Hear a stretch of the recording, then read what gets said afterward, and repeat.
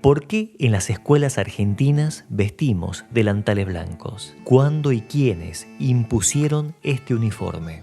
Si bien el relato escolar solía mostrarnos imágenes del expresidente Domingo Faustino Sarmiento, el gran impulsor de la educación pública, rodeado de niños vestidos con blancos delantales, esto es algo meramente simbólico, ya que el alumnado empezó a vestir este uniforme recién 30 años después de su fallecimiento. La responsable de que en escuelas públicas argentinas y en gran parte de Latinoamérica se use estos delantales blancos fue una docente llamada Matilde Filgueiras de Díaz, que en 1915 se desempeñaba como maestra de grado en la escuela primaria Cornelia Pizarro de Buenos Aires. Hasta ese momento, el Estado argentino no había impuesto ningún tipo de uniforme para asistir a las escuelas. Tanto niños como docentes vestían a gusto. Pero esta docente, la maestra Filgueira, se dio cuenta de que los niños socializaban según sus clases sociales. Los niños de familias más pudientes asistían a la escuela luciendo ropas nuevas y de calidad y con impecables calzado. En cambio, los niños de familias más humildes solían asistir todos los días con una misma ropa y en algunos casos prendas viejas, descoloridas y hasta rotas. Por ende, los niños, muchos de estos influidos por sus padres, solo se juntaban con compañeros de su misma condición socioeconómica. Los niños pudientes con los pudientes y los niños pobres con los pobres. Y esta marcada separación dentro del aula terminaba creando rivalidades y conflictos entre los grupos. Donde más se palpaban estas diferencias era entre las niñas, ya que las madres pudientes habían establecido una suerte de competencia tácita de moda. ¿Qué niña iba mejor vestida que las otras? Las alumnas lucían preciosos y elegantes vestidos que eran más propicios para una fiesta que para una jornada escolar. Esto subrayaba aún más las diferencias con las niñas humildes. La maestra Filgueiras no soportó más esta situación y en 1915 llamó a una reunión general de padres para proponer un uniforme obligatorio en el establecimiento. En realidad la idea no era algo nuevo, ya que desde fines del siglo XIX se venía planteando la necesidad de adoptar un uniforme escolar en todo el país, pero más por una cuestión de salubridad. Las escuelas siempre fueron focos de contagio, por lo que diferentes médicos recomendaban el uso de un delantal o guardapolvo similar al de los médicos y enfermeras, que funcionara como una suerte de barrera o escudo antigérmenes. Es decir, para que los gérmenes que los niños traían en su piel y en su ropa desde sus casas no pasaran con tanta facilidad al compañero, y el delantal, tanto el propio como el del otro, funcionaría como una suerte de coraza. Por eso, en esos tiempos se pensaba en un delantal que no saliese de la escuela, es decir, que el niño no lo llevara a su casa. También, con anterioridad a esto, existieron docentes que habían planteado la idea de un uniforme, pero más basándose en criterios de países europeos.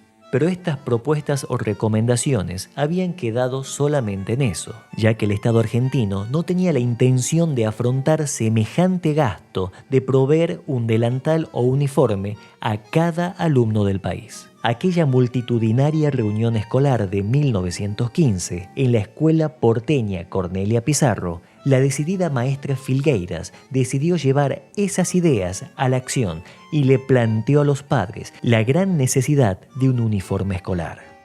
Esta propuesta causó enormes discrepancias. La mayoría de los padres de buena posición económica no estuvieron de acuerdo con tal unificación estética, pero la mayoría de los padres de bajos recursos estuvieron de acuerdo porque el uniforme le solucionaba el problema de la vestimenta diaria. Pese a las posiciones encontradas, esta escuela decidió la implementación de un uniforme en el alumnado. Tomando la idea propuesta por los médicos, se decidió por el delantal o guardapolvo, pero no por una cuestión de salubridad, sino porque era una prenda económica y fácil de confeccionar. Pero pese a la decisión institucional, las semanas pasaban y la propuesta no prosperaba. Básicamente el problema estaba dado en 3 frentes. Primero, los padres que estaban en contra del uniforme no acataron la orden y seguían mandando a sus hijos con diferentes vestimentas. Segundo, estaban los padres que sí estaban de acuerdo con el uso del delantal, pero que no tenían los recursos para comprar uno. Y en tercer lugar, estaban las madres que sí querían y podían comprar un delantal, pero no lograban ponerse de acuerdo en el color de este. Ante este panorama, la maestra ideóloga de esta causa tuvo que llamarse a la acción antes de que la orden institucional se desvaneciera. Una tarde de ese mismo año, la maestra Filgueiras se trasladó al centro de Buenos Aires y en las tiendas de la peatonal Florida preguntó cuál era la tela más barata para fabricar delantales. Le dijeron que definitivamente era el género blanco. La maestra compró de sus propios bolsillos rollos de esta tela. Luego la cortó en trozos y le entregó a cada madre un retazo suficiente junto a un papel con las instrucciones para confeccionar el delantal de sus hijos. Ya no había excusas. El próximo lunes todos debían asistir con sus respectivos guardapolvos. Esto enojó aún más a los padres que se oponían al uniforme y como varios de estos eran personas influyentes, denunciaron a la maestra y a la escuela en el Superior Consejo Escolar, que era una suerte de Ministerio de Educación de la época. El escándalo fue tal que el gobierno tuvo que mandar un funcionario de esta área para que evaluara el problema.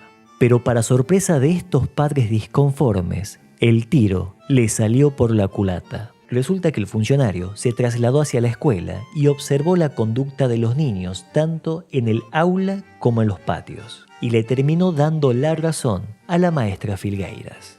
Coincidió que la implementación del delantal escolar era una medida sumamente acertada, ya que éste disolvía las diferencias estéticas, contribuyendo a una mejor integración entre los educandos. Por ende, que este alto funcionario escolar no solo aprobó la medida que había tomado la escuela, sino que a posterior libró circulares a las direcciones de las demás escuelas recomendando el uso del delantal o guardapolvo blanco. Pero la última palabra siempre quedaría a criterio de la directora de cada escuela. Muchas instituciones escolares se sumaron y llegaron a realizar eventos para recaudar fondos para comprar telas. Y esto abrió un enorme mercado para las costureras barriales, ya que cada guardapolvo era hecho a medida de cada alumno.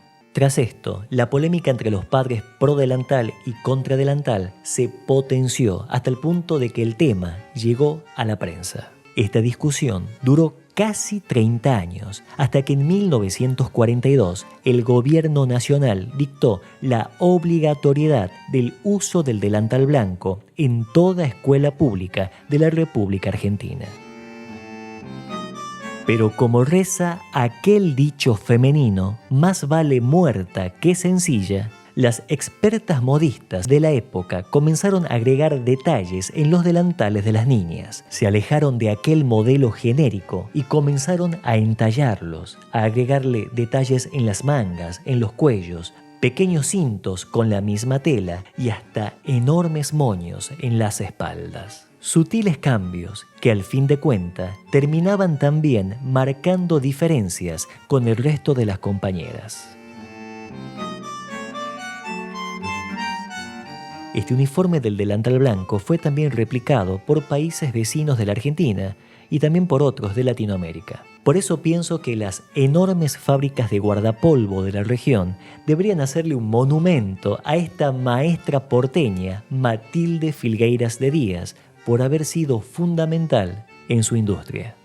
Me gustaría mucho que ustedes me cuenten aquí abajo en la caja de comentarios si es que están de acuerdo con la obligatoriedad del uso de un uniforme, en especial de un delantal blanco, en las escuelas del país. Y me cuentan también de paso si ustedes eran de los coquetos o de los sencillitos. Mi nombre es Matías Ángel y esto fue otra edición de Tugma Radio. No olviden suscribirse y si pueden unirse a este canal. Les mando un gran abrazo. Buenos días, Blancas Palomitas. ¿Sabe algo que se está perdiendo? Es la costumbre de escribirse o dibujarse el delantal entre los compañeros en el último año de escuela. dedicatorias, dibujitos, un recuerdo hermoso. Pobre mi vieja, casi se infarta cuando le caigo la última semana de clase con todo el delantal dibujado. Claro, la pobre ha tenido que salir a comprar un delantal nuevo para que yo use solamente en el acto de colación. Creo que no había cambio de delantal desde cuarto grado y en la última semana de clase la pobre ha tenido que salir a buscar un delantal nuevo. Quería matar a mi vieja. Pobre mi vieja querida. Cuánto disgusto le di, diría Sanka.